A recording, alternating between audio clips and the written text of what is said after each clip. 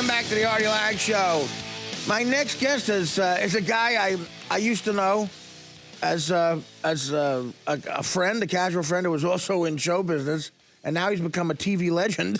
He's been on the air almost as long as Johnny Carson, and he's nice enough to have me out all the time. He deserves it. Real funny man, the great Jimmy Kimmel. What's up, Jim? What's happening? How you doing? How you doing? Thanks for doing this. Every time I go there, I marvel at that operation. You moved in, there's cook. I went down to do that mean tweets thing you do, And Yeah. I saw like the entire thing is catered down there. That's where the kitchen is. I smell like skirt steak being cooked, and it's amazing.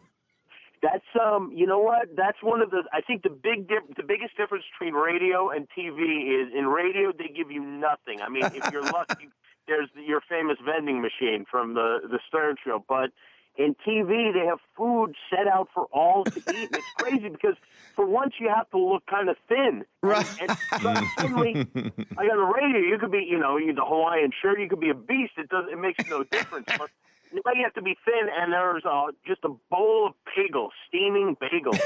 And, No, I know. It's like being on a cruise or something at that show. I mean, and I did, an ABC sitcom with Norm Macdonald, and it was consistently, we were like number 90, like the lowest rated regular network show. And Spago would have our meals out. They spend a lot of money in television. We waste a lot of money. That's for sure. Well, you did. So I got to ask you. You did get really thin. I mean, you look. What did you do? Well, I only eat superfoods now. Right? Is that it? Is that the key? No. You know what I do? You really want to know what I do? And I'm doing it today, and it's terrible. I starve 2 days a week. You do? I eat almost nothing 2 days a week. Wow. And I eat like a home the rest of the week.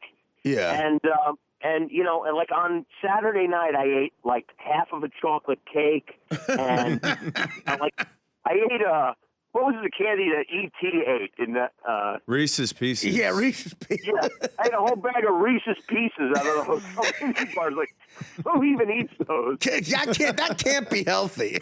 That can't be the healthy way to do it. But I mean, it's working. My mother said, "Oh God, Jimmy looks so good. Why don't you do what he does?" That's what she said to me. Give it a try. 2 days. It's 2 days of horror. But I tell you what, tomorrow morning when I wake up and have breakfast, it'll be the best breakfast I ever had. Every Tuesday morning. Yeah, you don't feel guilty, right? You had nothing the night before, so you can go nuts with breakfast. I understand that. Yeah, it works out. So I have to apologize. You know how you get when you go on a talk show? There's like an audience, and you think you're going to be Mr. Funny. You get a real funny idea. You had Thor on. By the way, thanks, guy. I didn't look like I was in the same species as that guy. I go on after the guy playing Thor, Chris Hemsworth. Yeah. And we do the thing with the hammer and stuff, and I didn't realize what that hammer you guys got. That's like the real Thor hammer. That thing was made out of a cinder block. And I get the funny idea that I'm going to come over to the desk and start hitting the desk. And I look down and I destroyed your desk. I have to apologize. No. Yeah, they said it's good. It's a 2-day operation to fix it. And supposedly it'll be fixed by tomorrow. But it's not too bad. Although I will admit, when you were doing it, I had this weird thing where I was like, on one hand, this is funny, and I must go on the show. On the other hand, hey, you're ruining my desk. No, you know what was funny about that moment? It was real. Like, out of the corner of my eye, I said, oh, my God, I felt bad because I said, Jimmy is upset about this. I guess he should be. It's a nice desk. Yeah. It's not even that it's nice. It's just, it's the desk. It's the desk you do your national television show. Yeah, it's like if you have like a 1981 RX-7, it's like, you got a crappy car, but you know what? It's your car. It's the car. You're hitting my car. It's my car. Yeah, well, I remember it was attributed. Don Rickles, I think, ruined something on Johnny Carson's desk in the 70s. That's what I was trying to do. I was trying to. The cigarette box. The cigarette box. He broke it. I was trying to harken back to that. So now, how long have you been on the air? You've been on the air like 12 years now, Jim, right? 11, yeah. 11 years. 11. Well, does it seem like that? I mean, it seems like it flew by. I mean, obviously you're kicking ass and everything's great. I mean, are you still having fun doing it? I mean, it seems that way. Well, first of all, I never had fun doing You it. never did, okay. I don't want to do anything I have to do. So, Yeah, I hear you. You know? So it's a magical, it's a weird thing. It's like you think, oh, there's nothing I'd rather do. And it's like, oh, I just want to be at home. Right. But, Right. but I tell you, on one hand, I know it sounds dumb, but on one hand, it seems like it's been 20 years. On the other hand, it seems like it went by in a blink of an eye. Yeah, and in some ways it does because you were doing. You know, my co-host is John Ritchie. I'm sure you remember John from the NFL. Oh yeah, hey John, what's up? Hey. Yeah, he's Hey, a Jimmy. he's a fan, and I was saying, you know, it just seems like yesterday, Jimmy, you know the bits with Bradshaw and stuff, and you know, dude, would Bradshaw really get mad at you at that stuff? Like he really seemed aggravated with you. Yeah, you know what? The truth is, he got over it pretty quickly. I think he kind of realized he clued in on the fact that like our rivalry worked because a lot of people would bring it up to him. It did. Like, hey, they love that thing with you and Jimmy, and he realized it was a good thing for the show, and then he backed off. But Howie never liked me at all. I mean, he still doesn't like me. Really? Was he like he's like a football player thinks like a punk comic or something is making fun of him, and he can't deal with that?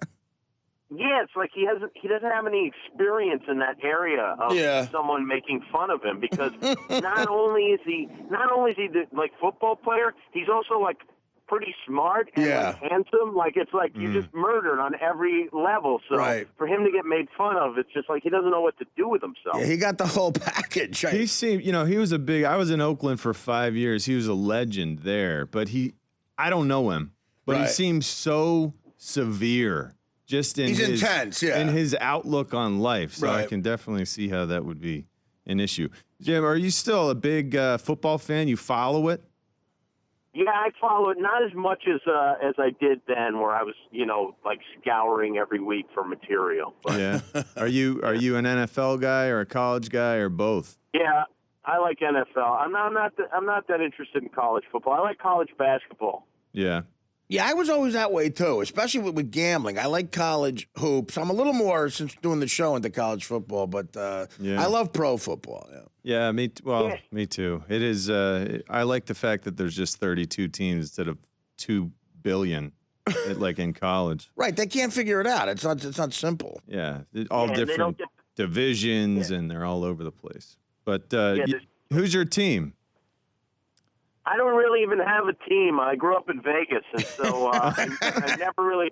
You know, the truth is, when I was a kid, I liked the 49ers because Huey Lewis liked them. I liked Huey Lewis. Well, that's the greatest reason ever. You know, that was he had them singing backup on "Hip to Be Square" or something. Yeah. Does he really? Yeah. That's hilarious. No, he's Yeah, a he really big does. deal. He's a big deal in the Bay Area still. And when I was in Oakland there, they do the California Music Awards. Huey Lewis would be a presenter every year. Right. So I, too, you know, Sports was a wonderful album. I had the tape permanently lodged in my boombox back then. Yeah. That was a huge record. It was the thrill of my life I got to present at the California Music Awards right after Huey Lewis did, and it was the absolute thrill of my life. But the 49ers look good. Yeah. It makes me excited to hear that because I still have the Huey Lewis cassette tape in my. You might want to get that converted. You can convert that to CD. It's time to upgrade. You know what, Jim? Obviously, something else that we always had in common was, you know, a love of Howard Stern, and both worked with him for a while. And now I see you're this. I know you. One of the most surreal things, and exciting things you got going on right now is you're going to host Howard's 60th birthday party. Like what? That's right. I mean, like. That's got to be. I know you, and you're probably more nervous about that than hosting the Emmys or something, right? Yeah, for sure. Yeah, it's one of those things. It's like you never imagined as a kid that you would be asked to host Howard Stern's birthday. I mean, it's like I'm sure most people can relate to that if they're. But you have this idea that somebody like they're on television, like they've always been on television, but it's not the case. Like it's for me, I just feel like some kid from Las Vegas got picked to host Howard Stern's birthday. Right. Now, how do you approach that? You gonna do like a roast kind of thing, or do you know? Because I know there's a lot of surprises and everything. It's a difficult gig on some levels. I was thinking about that, and yeah, you're right. It is. I was trying to figure out what my angle is going to be, and I haven't really completely figured it out. But I don't think I'm going to do roast. I don't think roasting is the right thing for me to do. Right. I think just being like kind of, just speaking honestly about Howard and like. I think also, like, rather than trying to get the laughs myself, maybe I'll tell about some funny things that, like, stuck with me that Howard did when I was a kid or whatever. Yeah, that's a good move. Because I do remember, like, I had those, like, Crucified by the FCC, that box set that they put out. Right. I had every word of it memorized. Like, it was, like, I couldn't get enough of it, What? And, so, I'll talk about that kind of thing, I think. Now, you also do the White House correspondent a couple years ago. We talked briefly about that, but I never really got into, like, that's an insane gig. Just as a stand-up comic, I'm thinking about awkward corporate gigs I've done. Like, do you consult with anybody about, like, how far do I go with the president? Do you talk to a press secretary? Like, who's your guy when you do the White House correspondent as your liaison to say, hey, you run stuff by, and say, is this all right? Well, for everyone, I think it's different because the group that puts it on has a new leader every year, so they switch off. And the year I was there, Jake Tapper, who was working with ABC News at the time, right? Works for CNN now. Jake was the guy who really advised me on, like, I ran jokes by him, and I said, will this get, will people laugh at this? I asked him what areas I should be joking about, if there were, like, areas I didn't know about that I should be joking about. Right. He was very helpful. But I think the key, and I don't know if somebody told me this or I figured it out on my own, but the real trick is what you have to do is make the first lady laugh. Okay. If she's laughing, everyone will laugh. That's a good angle. Yeah, that's definitely a good angle. That's kind of what that's who I had as my target audience kind of in mind. Yeah. Hey, Jimmy, I got to ask this. You're in your position doing what you do because basically everybody likes you, across the board. And does that, I wonder if personally that leads you to actually want to, like, when I look at Twitter, it's everyone telling me that I'm stupid and boring.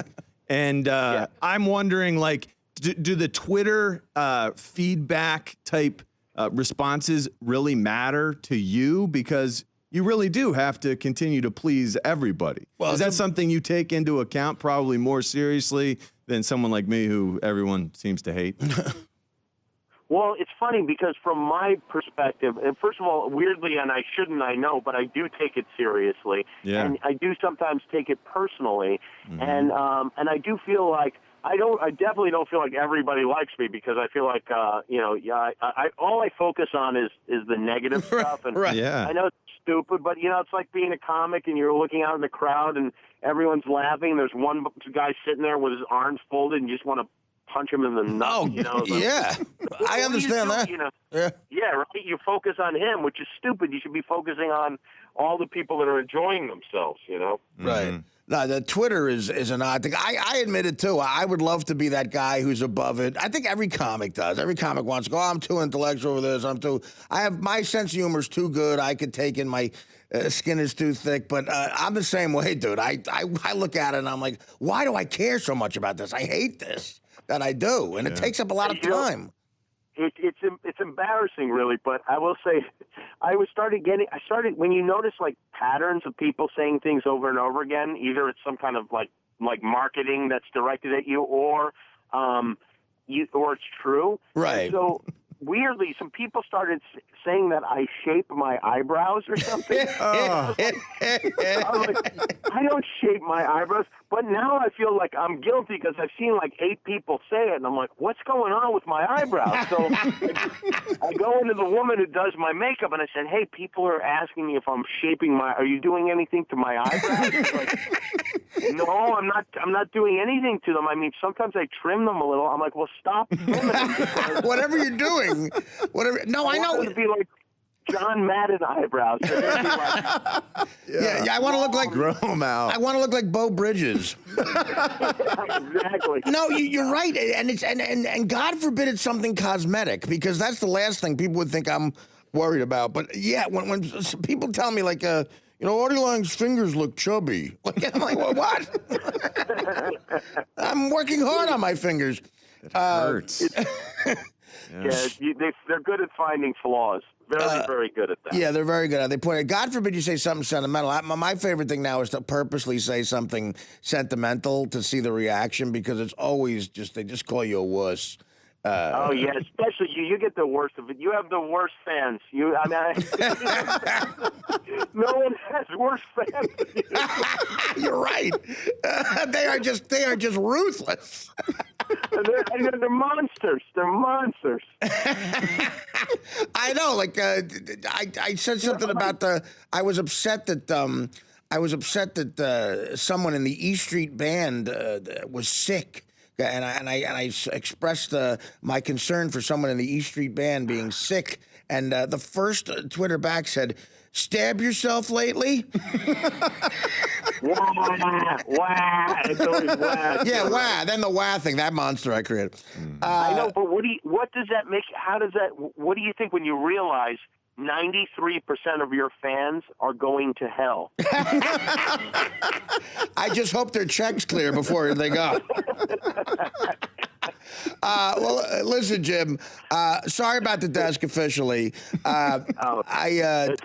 I love It's you. all right. I love you. Thanks for your support Love you too. over the years, and thanks for coming on, brother. Call me anytime. Thanks, fellas. I'll talk to you Take care, soon. now. Take care. The great Jimmy Kimmel. Watch him on ABC. In most places, 11:30 at night. He is a good man. One of the best friends I've ever had in this business.